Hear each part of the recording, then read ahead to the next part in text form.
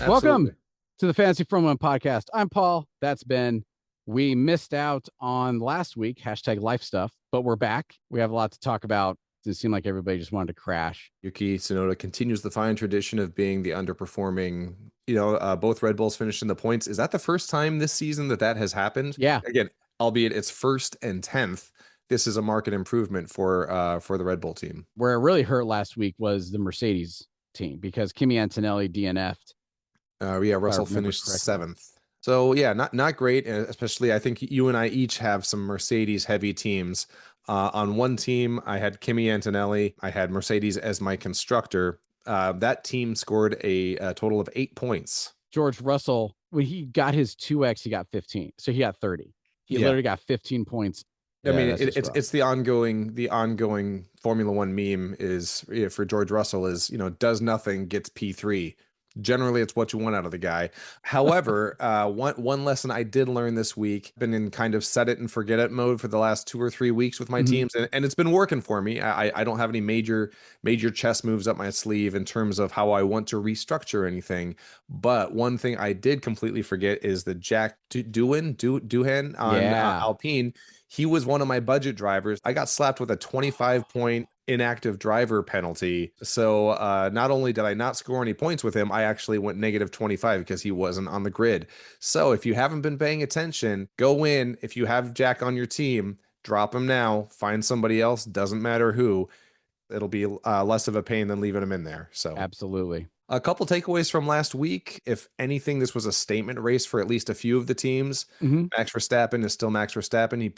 pulls out the win. McLaren can still do no wrong. They've gotten to the point where when one of them doesn't win, it feels like a disappointment. That's where you want to be if that has become your standard. But they're P2, P3 still. Hamilton follows them up. Still not the season he has wanted with his big switch over to Ferrari. But I think my favorite element here is you have Williams finishing both teams in the points yet again. They are a solid fifth place out of the 10 teams, hoping to be restored to glory for years and years and years. And I say that like I know what I'm talking about. I'm still only about 1 year into this, but I know there are some long-suffering fans who have been waiting for a glimmer of hope, and it looks kind of legit. Albon's performing consistently.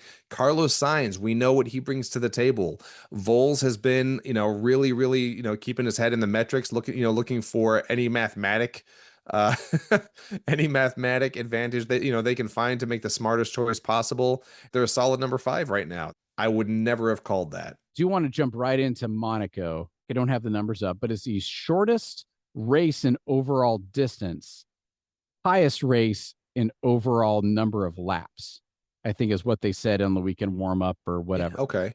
Super narrow. In Monaco this year, they're mandating you have to have 3 different sets of tires used. Inevitably it'll be 2 stops because you have to use 3 different sets of tires, Exactly. barring a crash or a mechanical failure. However you qualify is likely how you will finish.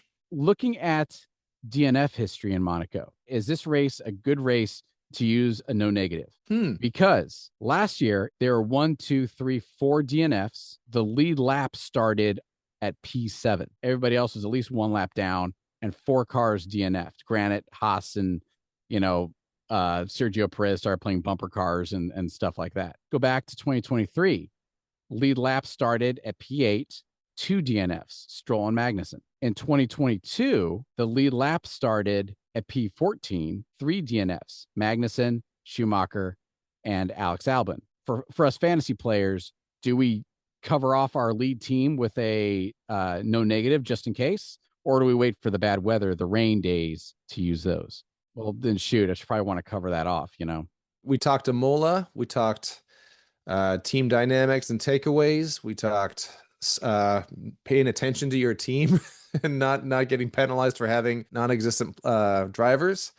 And we've got Monaco coming up, and we've got very specific things to watch for. I'm excited to see how this differs from previous years. I hope the changes are good. But I have a couple important questions to ask you here, Love Paul. it. Send it. All right, so 2026, there's supposed to be a major collaboration between Formula One and Disney. I'm assuming that means livery, fancy paint jobs on the cars, which I'm a sucker for that stuff. I love it. Right. Barring any of the characters from the Cars movies, who would be the best Formula One driver? Donald Duck. Donald Duck literally fought the Nazis. Everyone's in on board. Everyone's searching for that dude.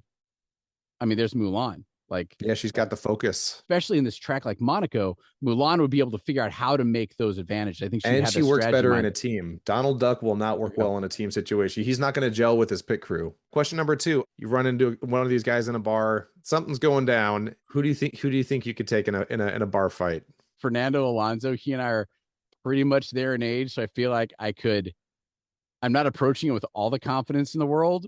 As soon as he walked up to me in the street, like dueling pistols, and was like, "All right, this is going down Oh, now." dueling pistols or swords? Or I wouldn't. I, swords, I like wouldn't. no, I'd done. be like, Like at sorry. that, Yeah, you would. I would. However, I offended you, I apologize. You exactly. know, I meant no dishonor on your family, right? I Like don't that have. I was, don't have a proxy. yeah, Like, exactly, right. I'm not shooting up in the air like I've seen Hamilton. Like I'm not doing this. I feel like George Russell, if he's gentleman enough that once the bar fight was over, we'd be hugging it out and drinking and toasting afterward, I think so. regardless of who won.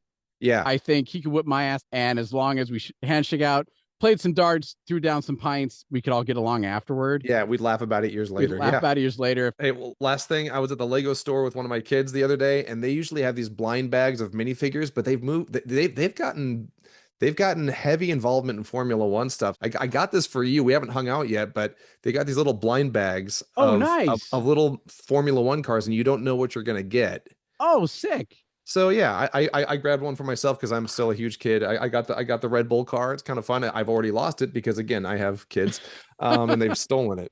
But Right. anyway, so next time we hang out, I got to get this to you. See which car you get. No, perfect. I appreciate that. Thank you. All right. Well, hey, I'll see you after Monaco. Okay. Talk to you then.